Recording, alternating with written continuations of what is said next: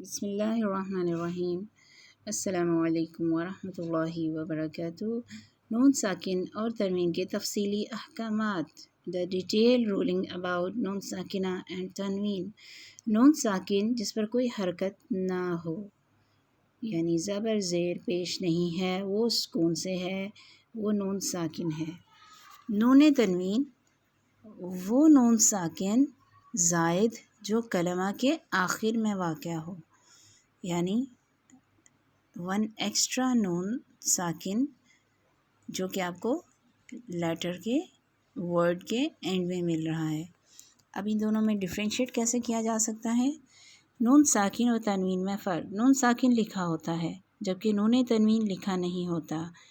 نون تنوین لکھا نہیں ہے لیکن اگزامپل کے طور پہ بتاتی ہوں، جیسے ہم کہتے ہیں رن رن رن، من من من، دو زبر دو زیر دو پیش ہوں تو آخر میں ساؤنڈ لائک نون، تو وہ بتایا جا رہا ہے کہ وہ ریٹن نہیں ہے لیکن نون ساکن ریٹن ہے، اور تنوین کو ہم صرف ادائیگی کرتے ہیں، ریٹن نہیں ہوتا۔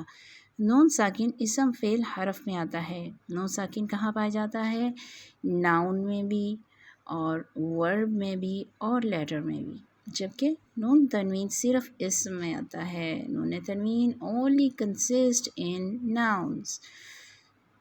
نون ساکن کلمہ کے آخر اور درمیان میں آتا ہے۔ when you find نون ساکن it consists inside or at the end of some word، جبکہ نون تنوین صرف کلمہ کے آخر میں آتا ہے۔ نون تنوین کلمہ کے آخر میں کس طرح؟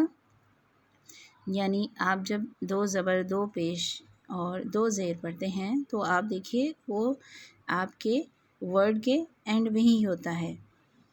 نون ساکن وقفاً وصلاً پڑھا جاتا ہے، یعنی نون ساکن وقف کی صورت میں بھی ادا ہوتا ہے اور وصل کی صورت میں بھی۔ جب جوڑ کر ہم حروف کو ادا کرتے ہیں، الفاظ کو، تو تب بھی پڑھا جاتا ہے، جب الگ الگ ادا کرتے ہیں تب بھی پڑھا جاتا ہے، یعنی جب ہم سانس لینے کے لیے وقف کرتے ہیں تب بھی نون ساکن ادا کیا جاتا ہے۔ اور نون تنوین کے ساتھ ایسا نہیں ہے، نون تنوین صرف وصلاً پڑھا جاتا ہے، یعنی وصل ہوتا ہے وصال، ملانا۔ اگر آپ ایک لفظ کو دوسرے لفظ سے ملا کر ادائیگی کر رہے ہیں تو پہلے لفظ کے اینڈ میں جو نون تنوین آ رہا ہے صرف وہ ادائیگی میں آئے گا۔ اس کے بعد دیکھیے، یہ تو تھے نون ساکن اور نون تنوین میں فرق۔ اب نون ساکن کے قوانین میں ہمیں کچھ دیکھنے ہیں مزید، اس کی کیا کیٹیگریز ہیں۔ ایک ہے الاظہار۔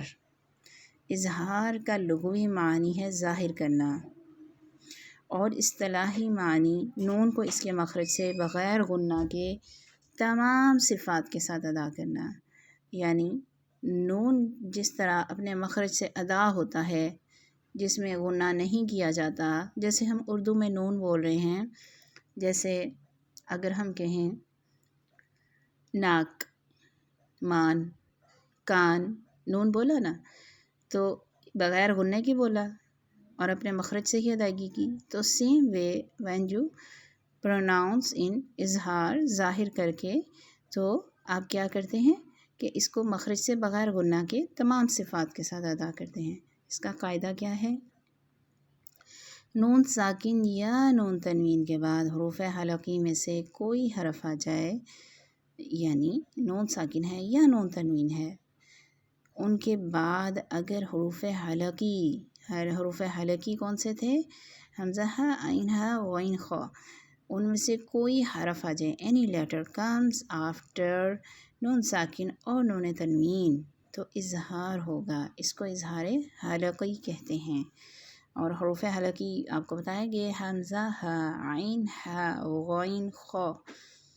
اب اس کی کچھ مثالیں ہیں، آپ مثالوں سے اور زیادہ اچھا سمجھ سکیں گے۔ حروف حلقی حمزہ، وَيَنْأَوْنَ، اس میں او ہے نا، حمزہ کی آواز، تو دیکھیے نون کو ظاہر کیا ہے، وَيَنْأَوْنَ، اس کو ہم نے وَيَنْأَوْنَ نہیں کہا، ہم نے کہا وَيَنْأَوْنَ۔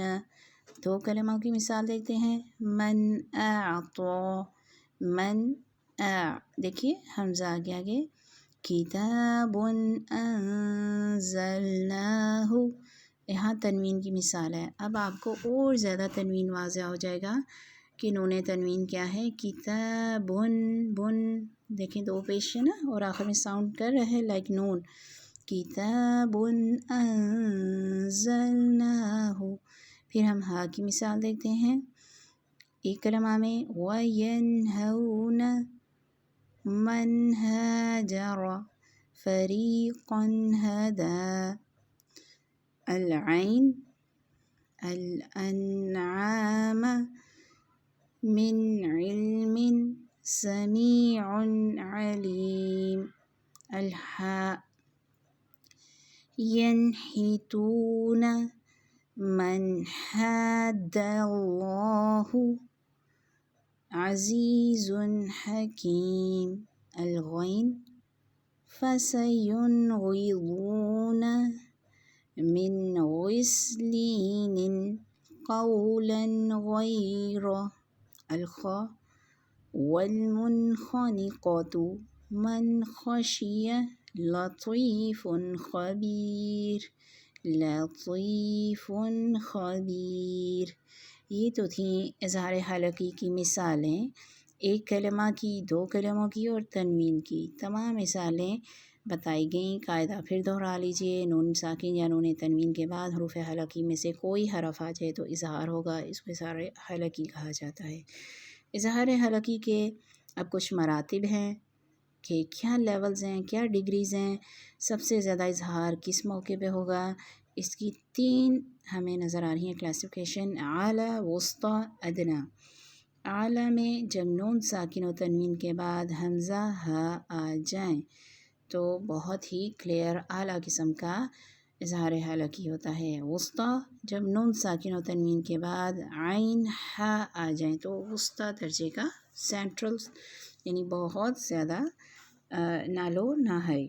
ادنیٰ جب نون ساکن و تنوین کے بعد غین اور خا آ جائیں تو اظہار حلقی تھوڑا سا ادنیٰ لیول کا ہوتا ہے، مگر ان سب میں اظہار ہوگا.